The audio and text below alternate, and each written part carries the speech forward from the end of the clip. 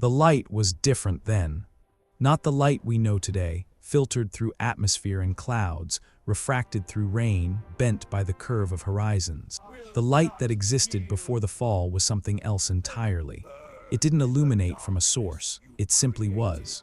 And in that light, before time had learned to measure itself in breaths and heartbeats and the slow decay of stars, there existed a being whose wings caught that primordial radiance in ways that would later be erased from every testimony, scratched out of every record, whispered about only in fragments. We call him Iblis now, Lucifer in the Western tongue, the fallen one, the adversary, the whisperer. But before the rebellion that shattered heaven's harmony, before the refusal that would echo through eternity, before the pride that transformed luminescence into shadow, there was something else. Something the angels witnessed, something that made even the highest among them pause in wonder. His wings stand in the desert at dawn when the sky begins its transformation from black to blue, when the first light catches the edge of dunes and turns sand into waves of amber and gold. That spectacle, that daily resurrection of color from darkness, is a whisper of what those wings once held. Multiply that beauty by eternities you cannot count. Add dimensions your eyes were never built to perceive. Layer it with frequencies that exist beyond sound, beyond light, beyond the mathematics of the physical universe. That still wouldn't be enough. The Quran speaks of Iblis in words that cut like surgical precision through the fog of mythology. No elaborate descriptions of his former glory, no lingering on what was lost. Just the sharp edge of truth, the moment of refusal, the instant when perfection fractured. But the classical scholars, those who studied the Hadith collections, who compared the fragmentary testimonies, who listened to what the Prophet Muhammad, peace be upon him, revealed in scattered moments, they pieced together something that makes the modern mind stagger. This wasn't a minor angel. This wasn't some celestial functionary who let ambition cloud his judgment. According to traditions preserved in the collections of Ibn Kathir, according to the tafsir of al-Tabari, according to scholarly discussions that traced back through the golden age of Islamic learning, Iblis had stood among the highest. Some said he had been among the jinn who elevated themselves through worship so profound, so complete, that they had been granted access to realms where even angels served. And his wings were the visible manifestation of that station. The Bible tells a parallel story, though the details shift like light through a prism. In the book of Ezekiel, in the prophetic visions that try to capture heaven's architecture in the vocabulary of earth, we encounter the description of the covering cherub in Eden, perfection of beauty, seal of perfection. Every precious stone was his covering. Sardius, topaz, diamond, beryl, onyx, jasper, sapphire, emerald, carbuncle, and gold. The workmanship of his tabrets and pipes was prepared in him in the day he was created. Wings set with jewels, wings that made music, wings that reflected not just light but the very glory of the divine presence. The Isaiah passages speak of Lucifer, son of the morning, whose brightness preceded the sun itself. How you have fallen from heaven, morning star, son of dawn. Cut down to the ground, you who laid low the nations. The imagery is violent, immediate, the shock of a meteor burning through atmosphere. But before that fall, before that severance, there had been something worthy of that terrible descent. What the average believer never hears, what gets filtered out in Sunday school lessons and Friday sermons alike, is the testimony from the Hadith that describes the period before Adam's creation, before humanity drew its first breath, before the earth was designated as the stage for this strange drama of choice and consequence. In those uncounted ages, Iblis had worshipped, not for years, not for centuries, for thousands upon thousands of years by some accounts. His devotion had been so complete that he had risen through ranks of being that most jinn could never approach. Imam al-Qurtubi in his tafsir references traditions suggesting that Iblis had been the teacher of the keeper of knowledge about the divine name. Some scholars mention that he had been entrusted with authority over the earthly heaven, the lowest celestial sphere, where he commanded legions who sang praises that had never been heard before and would never be heard again. And his wings, according to these fragmentary accounts, were not merely wings. They were archives, repositories, each feather inscribed with divine name, each joint articulated according to patterns that matched the geometric perfection of the highest heavens. When he moved, reality itself seemed to resonate with recognition. The Jewish mystical traditions, the Kabbalah that tries to map the unmappable, speaks of Samuel before his fall. The texts describe wings that span from one end of creation to another, wings that contained within their structure the blueprints of worlds not yet born. When he flew, he left trails of light that became the paths lesser angels would follow for epochs to come. But here's where the story cracks open into territories that make theologians uncomfortable. In the Quran, Surah Al-Hayr, verse 15 through 18, Allah describes how he created Adam and commanded the angels to prostrate. All prostrated except Iblis. He was of the jinn, the text is precise. He was not an angel who became corrupted. He was jinn who had risen to angelic ranks through worship. This distinction matters. It explains the capacity for choice that angels, bound by their created nature to obey, did not possess. But it also raises a question that echoes through Islamic scholarship, like a bell that won't stop ringing.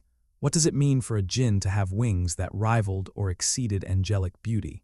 What does it mean for a created being of smokeless fire to achieve through devotion what others received through? The classical scholars debated this. Some said his wings were granted as a gift, a mark of his elevated station. Others suggested that his essence as jinn, created from fire, gave him a unique capacity to manifest light in ways that even angels found mesmerizing. Fire, after all, is transformation itself. Controlled fire becomes illumination, warmth, the engine of civilization. Uncontrolled fire becomes destruction. What if his wings were the perfect expression of controlled fire? What if they represented the highest achievement possible for a being poised between the angelic and the earthly? What if that very perfection became the seed of his undoing? There's a hadith found in various forms across the collections, where the Prophet describes how Iblis used to be called Azazel. Some scholars question the chain of transmission, but the name persists in Islamic tradition. Azazel, the one who had worshipped at every level of heaven, who had prostrated in places of such holiness that even their names are hidden from human knowledge. And when such a being moves, when wings that have brushed against the throne's proximity suddenly extend in preparation for flight, what happens to the space around them? The Jewish Book of Enoch, not canonical in most Christian traditions but preserved in Ethiopian Christianity and referenced in Islamic discussions of ancient prophets, describes the Watchers, angels who descended and corrupted themselves. It describes their appearance in terms that make the blood slow. Faces like serpents, eyes like burning lamps, wings that moved without sound but left the air trembling for hours after they passed. If Iblis stood above such beings, if his rank exceeded theirs, what might his wings have manifested? There's a concept in Islamic cosmology that doesn't translate cleanly into Western thought. The idea of tajalli, divine self-disclosure. The way the infinite makes itself known to the finite through veils and gradations, through manifestations that step down the unbearable reality of pure divine essence into forms that creation can witness without annihilation. The most perfect created beings become, in some sense, mirrors of these manifestations. Not gods, never gods, but reflections, polished surfaces that catch and redirect the light according to the capacity they were given. Iblis, according to some scholars, had been polished by millennia of worship into a mirror so perfect that his wings reflected aspects of divine beauty that most of creation would never witness. The names of Allah, the attributes, the qualities that govern existence, all of these found expression in the precise curvature of each feather, the exact angle of each joint, the mathematical perfection of his wingspan. Al-Ghazali, the great Islamic theologian who balanced rational inquiry with mystical insight, wrote in his works about the dangers of spiritual beauty becoming a trap. When a worshipper becomes aware of their own spiritual station, when they begin to see themselves as mirrors of divine light, the very perfection they've achieved can become the mechanism of their fall. The mirror, instead of directing all light back to its source, begins to admire its own reflection. Was this what happened in the moment before the command came? In the instant before Allah said to the angels and to Iblis, "Prostrate to Adam," had there been a moment when Iblis looked at his wings and saw in them the proof of his superiority? Did those wings, inscribed with divine names, weighted with millennia of devotion, suddenly become not a gift but a claim, not a trust but a possession? The biblical account in Ezekiel continues with a passage that theologians have debated for centuries. "You were perfect in your ways from the day you were created, till iniquity was found in you." The Hebrew word for iniquity here, Allah, carries connotations of moral distortion, of something bent away from its proper alignment. What bends in a being of pure light? What distorts in a creature whose very essence is supposed to be devotion? The answer might lie in the wings themselves. Wings are for movement, for transition, for crossing boundaries between here and there, between one state and another. Angels, according to Islamic tradition, have wings in numbers we can barely conceive. Gabriel appeared to the prophet with 600 wings, according to one authentic hadith. Each wing filled the horizon. The wings aren't decorative. They're functional expressions of the angel's purpose, their mission, their capacity to traverse the levels of existence. But Iblis wasn't an angel. He was jinn who had achieved angelic proximity. His wings weren't part of his original creation.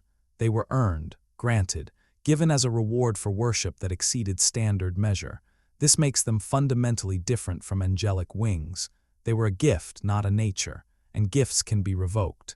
Some of the earliest Islamic scholars, the Tabi'un who learned from the companions of the Prophet, mentioned traditions about the moment of the command to prostrate. They said that Iblis's wings began to tremble, not from fear, from resistance. The very instruments that had carried him through his ascent suddenly became the physical manifestation of his. Imagine wings designed to reflect divine light suddenly folding inward, turning their surfaces away from the source.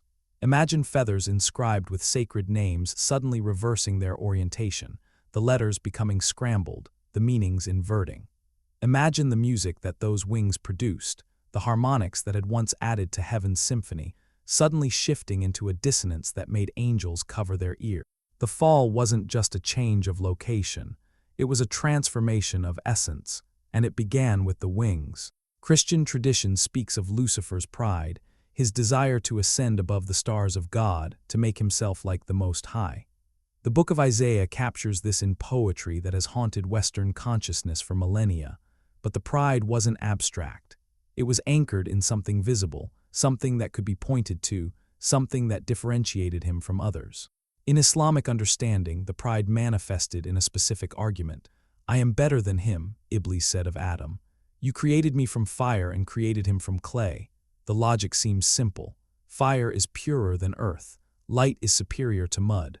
The being adorned with wings of flame stands higher than the creature molded from dust. But this argument reveals something crucial about what those wings represented. They weren't just beautiful, they were evidence, proof, a visible marker of a cosmic hierarchy that Iblis believed was self-evident. When he looked at Adam, he didn't just see a different creation. He saw a violation of the order that his wings testified to. How could something made from clay be worthy of prostration from something made from fire? How could earth command flame? The wings that had been instruments of devotion became instruments of measurement, tools of comparison, markers of division. And in that shift, in that fundamental reorientation of purpose, they began to burn.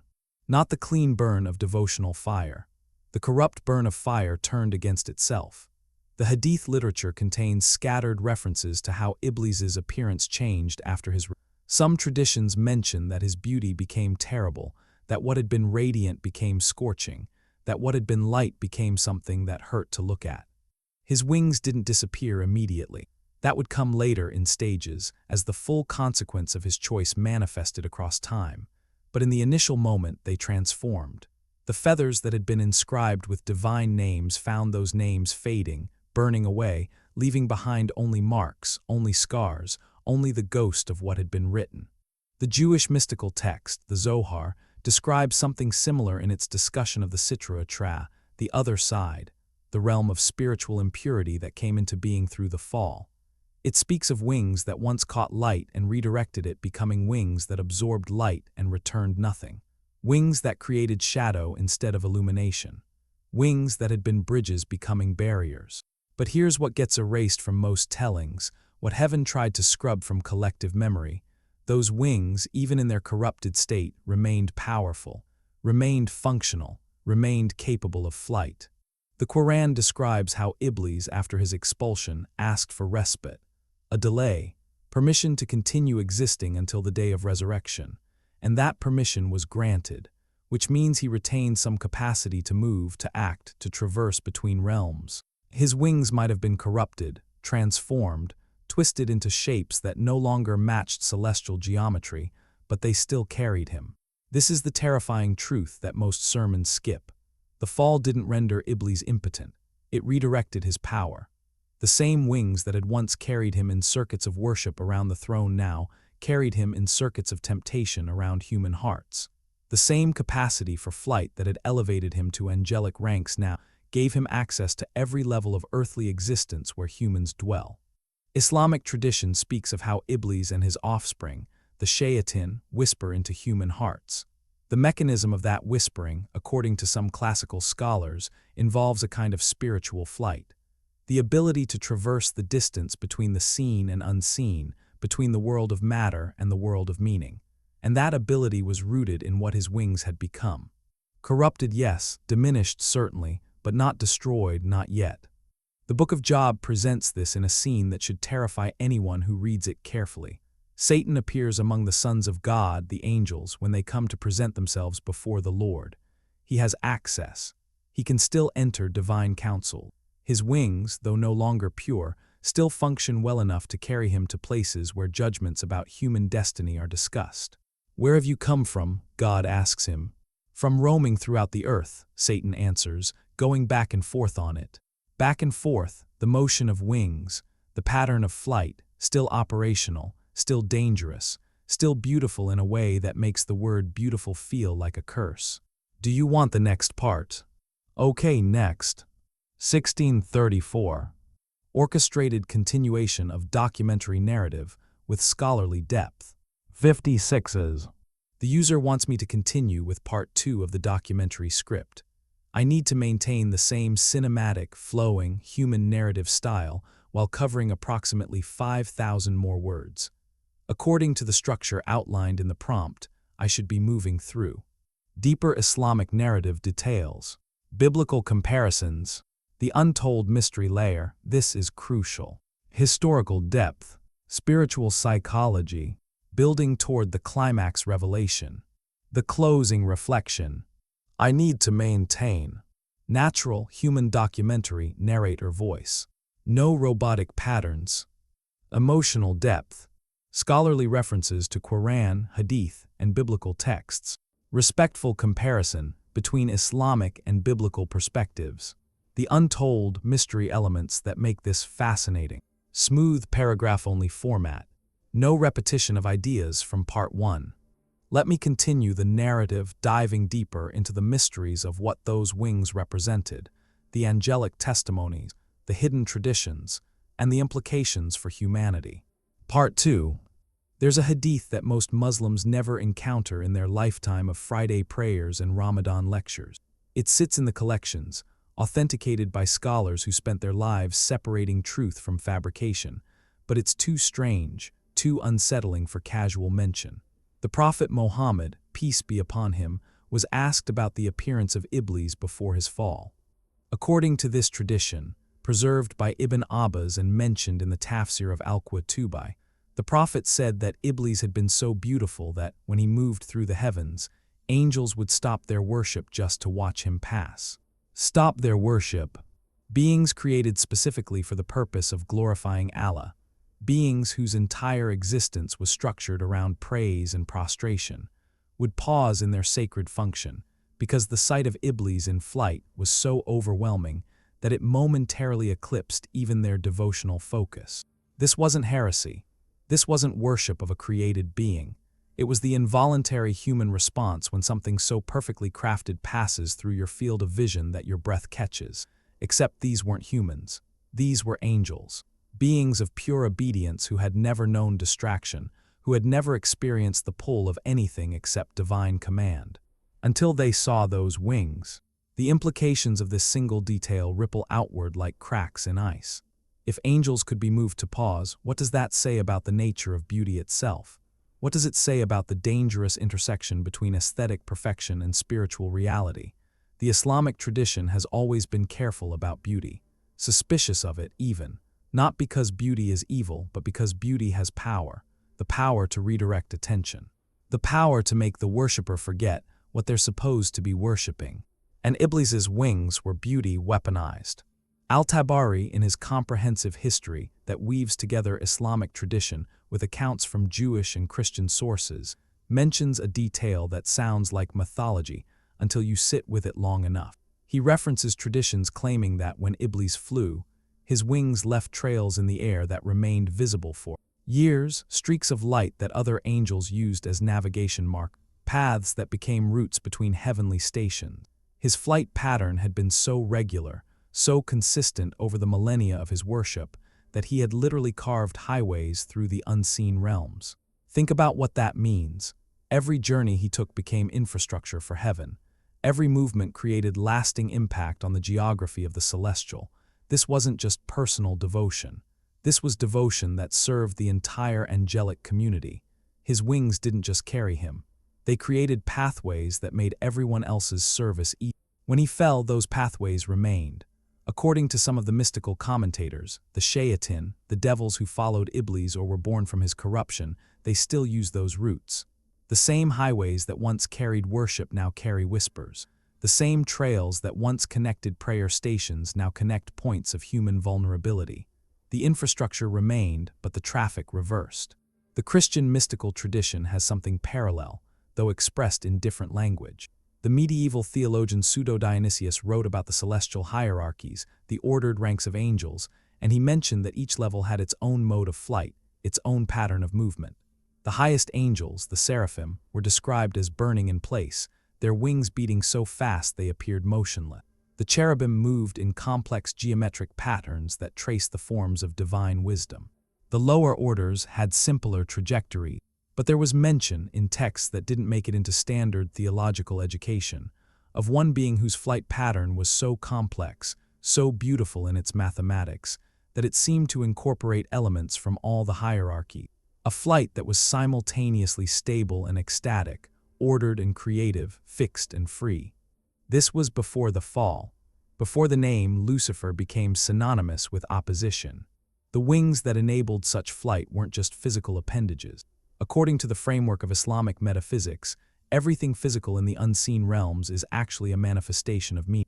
Angels don't have bodies the way we have bodies.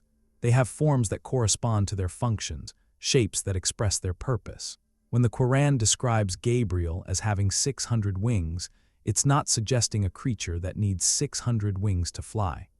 It's describing a being whose capacity to convey divine revelation is so vast that it requires 600 different modes of expression, 600 channels of communication, 600 ways of bridging the gap between divine speech and human comprehension. So what did Iblis's wings express? What function did they manifest? The answer, pieced together from scattered traditions, is chilling. They expressed possibility. Iblis, as a jinn elevated through worship, represented something unique in creation. Angels had no choice but to obey. Jinn and humans had choice but were earthbound in their origins. But Iblis had become a being of choice who had achieved heavenly station. His wings manifested the possibility of ascent through devotion. They were proof that the gap between earthly creation and celestial ranks could be crossed. That worship could transform nature. That dedicated service could rewrite your cosmic address. Every angel who saw those wings saw a testament to the power of devotion. Every time Iblis flew past, he was a flying sermon on the subject of spiritual ambition rightly directed, until it wasn't rightly directed anymore. The exact moment of the shift is debated. Some scholars place it at the instant of Allah's command to prostrate to Adam. Others suggest it happened earlier, in the long ages before Adam's creation, when Iblis began to contemplate his own rank, to measure his station against others, to calculate his worth in relation to the worship he had performed. There's a tradition, weak in its chain of narration but persistent in Islamic literature, that Iblis had once asked Allah to show him his rank among, and Allah in his wisdom had shown him. He had been granted a vision of his station, his position in the cosmic hierarchy, and what he saw confirmed what his wings already told him. He was high, very high, higher than legions of angels who had never known anything but their fixed station. The problem with knowing your rank is that knowledge creates comparison, and comparison creates pride, and pride creates the delusion that your position is deserved rather than granted, earned rather than gifted, permanent rather than contingent. His wings became evidence in a trial he was conducting against himself. Every feather a proof, every joint an argument, every color a claim. Look at what I've become, they whispered. Look at what I've achieved. The biblical account in Ezekiel chapter 28 describes this internal corruption in terms that feel almost surgy. Cal in their precision. Your heart became proud on account of your beauty, and you corrupted your wisdom because of your splendor. The beauty and the wisdom were real. The splendor was actual. But somewhere in the contemplation of these gifts, they stopped being signs pointing toward the giver and became possessions reflecting the receiver. The Sufi scholars, those Islamic mystics who spent their lives mapping the interior landscape of the soul, they understood this danger. Sheikh Ibn Arabi wrote about the concept of hijab, veils that separate the seeker from the sought. The most dangerous veils, he argued, weren't made of sin or obvious transgression. They were made of spiritual achievement. The mystic who reaches a high station and then becomes aware of their station has created a veil made of their own accomplishment. They're now worshiping while simultaneously watching themselves worship. Their attention has split. The mirror has begun to admire itself. Iblis's wings were the ultimate hijab, the most beautiful veil, the most perfect obstruction. They had been granted as tools for worship but became objects of contemplation, means transformed into ends. When the command came to prostrate to Adam, the wings wouldn't move correctly anymore. According to traditions mentioned by Ibn Kathir, Iblis felt his wings lock, not paralyzed by external force, but frozen by internal resistance. The same wings that had moved so freely through millennia of worship suddenly weighed like mountains. Because moving them now, folding them down in prostration toward a creature made of clay, would require something Iblis no longer possessed: the ability to see himself as he actually was. A created being, contingent, dependent, capable of achievement only through divine enablement. The rebellion, when it came, was expressed in speech. I am better than him. But it was confirmed in the refusal of his wings to bend, in their insistence on remaining extended, elevated, positioned above rather than lowered in human. Christian theology has wrestled with the problem of angelic sin for centuries. Angels, being purely spiritual, being without bodies and therefore without the mitigating factors of hormones and instincts and physical drives, should be incapable of sin. Their choices should be perfectly rational, perfectly informed, perfectly aligned with the good they can clearly perceive. So how does a purely spiritual being choose evil? Thomas Aquinas suggested that the angelic sin had to be instantaneous and complete. Angels don't deliberate like humans. They don't wrestle with temptation over time. They see, they understand, they choose, all at once, which means Lucifer's fall wasn't a gradual corruption. It was a single moment of perfect clarity where he saw the choice, understood the consequences, and chose rebellion anyway. But Islamic tradition provides a different framework. Iblis wasn't a pure angel. He was jinn. He had the angelic capacity for vision and understanding, but he also had the jinn nature that included the possibility of change, development, and corruption over time. His fall didn't have to be instantaneous. It could have been a slow accumulation of self-regard, building up over millennia, gaining weight with each act of worship that he unconsciously credited to himself, rather than to the grace that enabled it. His wings chronicled that gradual shift. According to some mystical commentators, if you could have examined those wings in the moments before the command to prostrate, you would have seen the inscribed names of Allah beginning to fade. Not all at once, not dramatically, just a slow dimming like ancient ink exposed to too much light. The names were still there, but they were becoming harder to read. The clarity was blurring, the certainty was wavering. And in the spaces where the names faded, something else was being written. Something in Iblis's own hand, in his own formulation, in his own script. Justifications, calculations, hierarchies of value that placed fire above clay, light above earth, the ancient above the new. When Allah commanded the prostration and Iblis refused, the writing that he had inscribed over the divine name came permanent.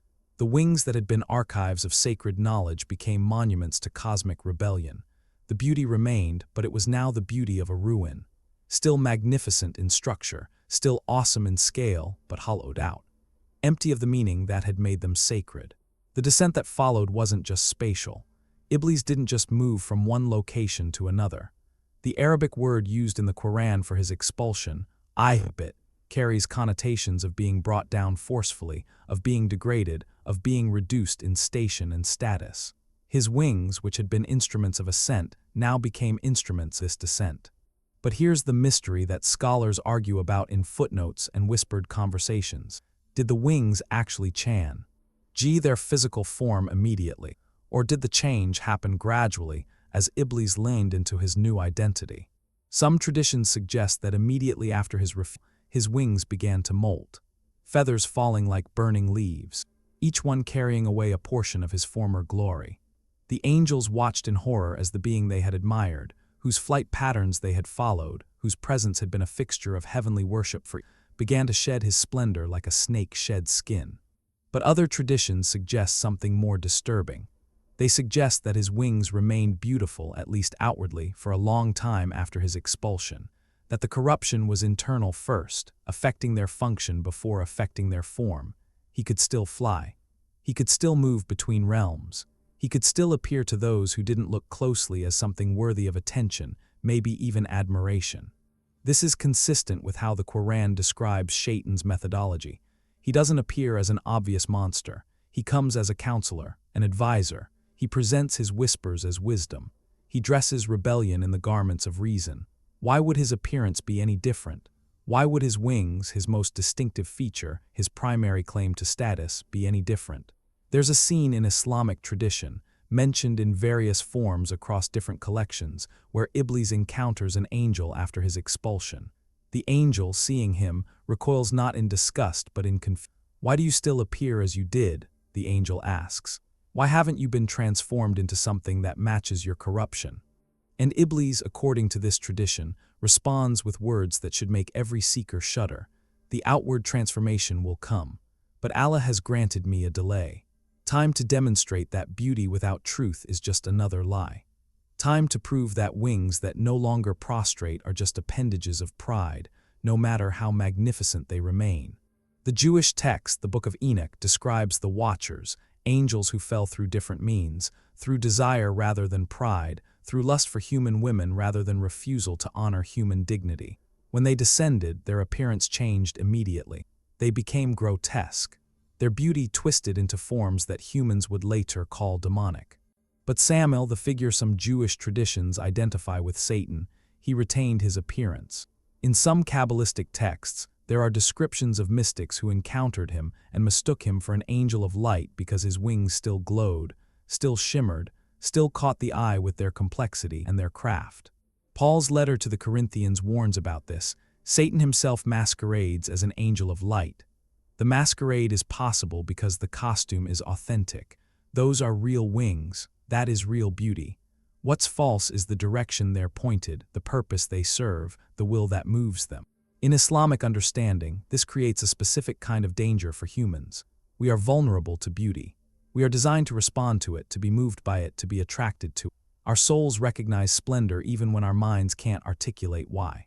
So when Iblis or his offspring approach with whispers dressed in aesthetic appeal, with temptations wrapped in eloquent formulations, with sins presented in beautiful packages, we're fighting against our own nature. The wings he retained, even in corruption, give him access. Not just spatial access to different realms, but psychological access to human hearts. We see something beautiful and we assume it must be good. We see something splendid and we assume it must be true. We see something that flies, that rises, that moves with grace, and we assume it must be heading toward heaven. But direction and appearance aren't the same thing. There's a hadith where the Prophet warns his companions about Dajjal, the false Messiah who will appear near the end of times. One of his characteristics is that he will be blind in one eye, but the other eye will be like a floating grape, beautiful and prominent. He will have the word kafir, disbeliever, written on his forehead, visible to all believers, but his appearance will be attractive. His speech will be eloquent. His miracles will be impressive. Some scholars have drawn a connection between Dajjal's deceptive appearance and Iblis's retained beauty. The methodology is consistent. The lesson is the same. Judge by reality, not by surface. Measure by truth, not by spectacle. Test by alignment with divine command, not by aesthetic appeal. But humans are slow learners. We fall for beauty every time. The Quran in Surah Al-Araf, verse 27, describes how Shaitan and his tribe see us from a position where we cannot see them. The Arabic word used, yarakam, implies more than just physical sight. It suggests perception, understanding, awareness of our state. They can observe our weaknesses, our vulnerabilities, our patterns. And from that observation post, which they access through their retained capacity for movement between seen and unseen realms, they launch their whispers. The mechanics of how Shaitan whispers are debated. Some scholars suggest it's a purely spiritual operation, thoughts placed directly into the heart without any physical intermediary. Others suggest there's a subtle interface, a point of contact where the unseen realm touches the seen, and at that point the whispering occurs. What if the wings are that interface? What if the same wings that used to create pathways through heaven now create pathways into human consciousness? What if their structure, even in corruption, still retains enough of their original design to function as bridges, just bridges leading to different destinations? This would explain why the Islamic tradition places so much emphasis on seeking refuge from Shaitan. A'udhu billahi min ash-shaitanir rajim. I seek refuge in Allah from the accursed Satan. The seeking of refuge isn't just a formula. It's the assertion of a different pathway, a different bridge, a different set of wings to shelter under. The wings of divine mercy, the wings of angelic protection, the wings that still function according to their created purpose. The prophet described angels who have wings, Gabriel's 600 wings as mentioned, but also the angel of death, whose wings were described as reaching from the east to the west, spanning the entirety of earth, so that no soul could escape collection when its time came. And the angels who guard believers, recording their deeds, one on the right shoulder and one on the left.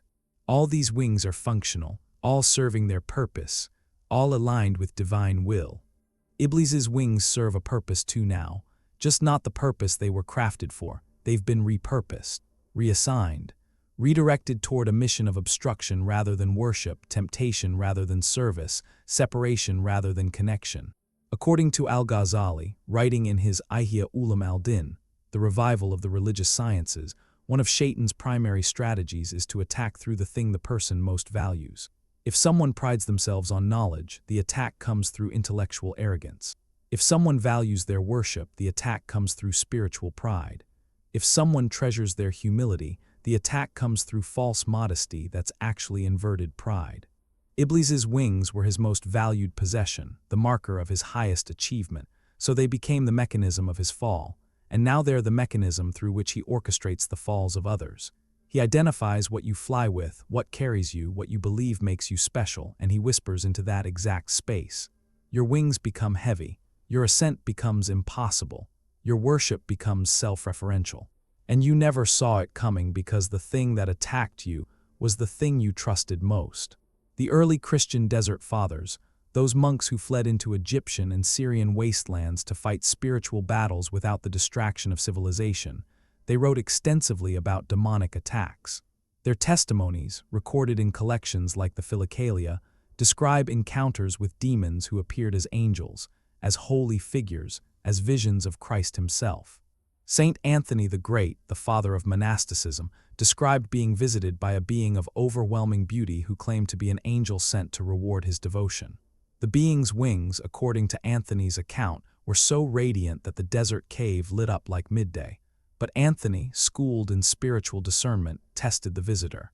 He began reciting scripture. He invoked the name of Christ. And the being's wings began to drip darkness, like oil leaking from machinery that was never designed to run on the fuel it had been given. The wings were real, the beauty was authentic, but the purpose was corrupted, and that corruption became visible only when exposed to truth.